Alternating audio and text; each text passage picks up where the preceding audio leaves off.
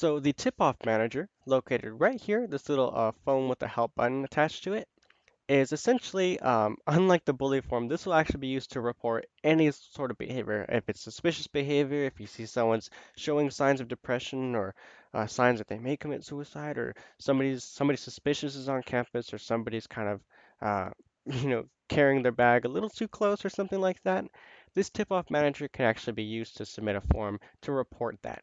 So let me go ahead and enable this module, and I'll type in my email here.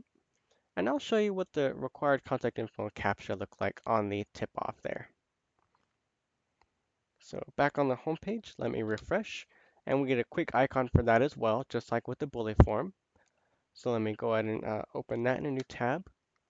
And the tip off is a bit more extensive. It's a little description of what this is used for, and then the campus that you're actually reporting.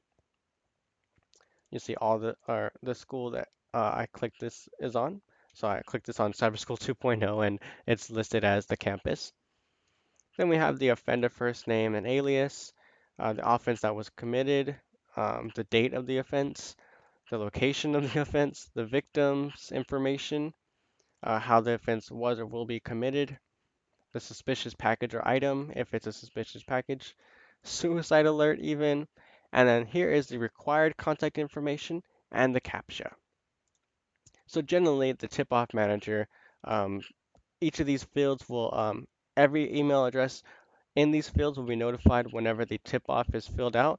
So you might want to include like any local police, or if you have on-site police, that's perfect as well. You can just input their information here or their email address.